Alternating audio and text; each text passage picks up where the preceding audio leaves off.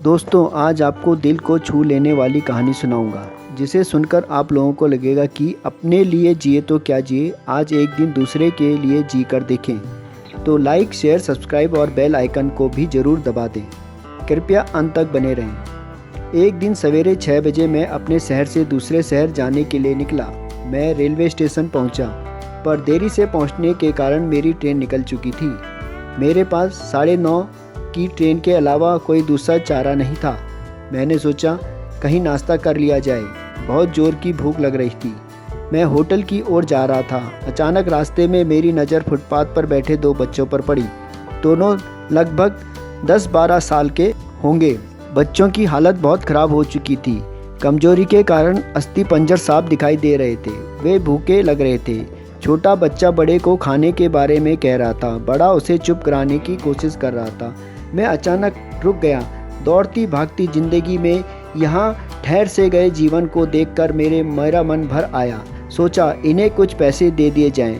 मैंने उन्हें 10 रुपये देकर आगे बढ़ गया। तुरंत मेरे मन में एक विचार आया, कितना कंजूस हूँ मैं। 10 रुपये में क्या मिलेगा, चाय तक ढंग से ना मिलेगी। स्वयं पर शर्म आई, फिर वापस लौटा। मैंने बच्चों से कहा, कुछ खाओगे? बच्चों ने थोड़ा असमंजस में पड़े। मैंने कहा, बेटा मैं नाश्ता करने जा रहा हूँ, तुम भी कर लो। वे दोनों भूख के कारण तैयार हो गए। उनके कपड़े गंदे होने से होटल वाले ने डांट दिया और भगाने लगा। मैंने कहा, भाई साहब उन्हें जो खाना है वे उन्हें दे दो, पैसे मैं दूंगा। होटल वाले ने आश्चर्य से मेरी ओर देखा। उसकी आंखों में उसके बर्ताव के लिए शर्म साफ दिखाई दी।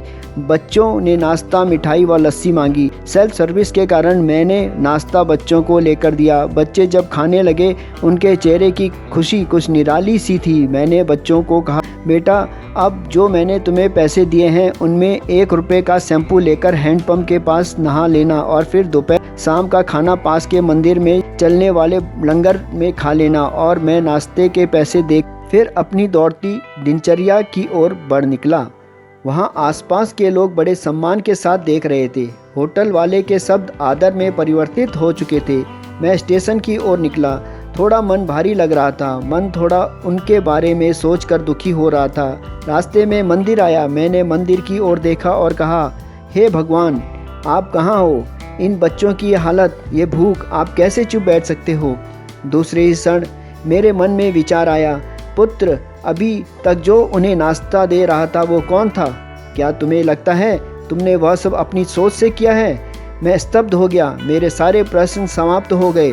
ऐसा लगा मैंने जैसे ईश्वर से बात की हो। मुझे समझ में आ चुका था, निमित्त मात्र हैं, उनके कार्यकलाप तो महान हैं। भगवान हमें किसी की मदद करने तभी भेजता है जब वह हमें उस काम के लायक समझते हैं। किसी मदद को मना करना वैसे ही है जैसे भगवान के काम को मना करना। अतः आपको कोई भूखा या लाचार मिले या आपसे कुछ खाने के लिए मांगे तो आप अपनी सामर्थ्य अनुसार मदद जरूर करें, क्योंकि भगवान स्वयं ने आपको इस काम के लिए चुना है। चलिए आज की सुहानी सुबह का शुभारंभ करें और इसी संकल्प के साथ कि भिक्षा वृत्ति को हम बढ़ावा ना दें, लेकिन अशक्त, लाचार और भूखे की मदद हम जरूर करें। ईश्वर से प्रार्थना करें, सद्बुद्धि प्रदान करें और इस लायक बनाए। हम बदलेंगे, युग बदलेगा, हम सुधरेंगे, युग सुधरेगा।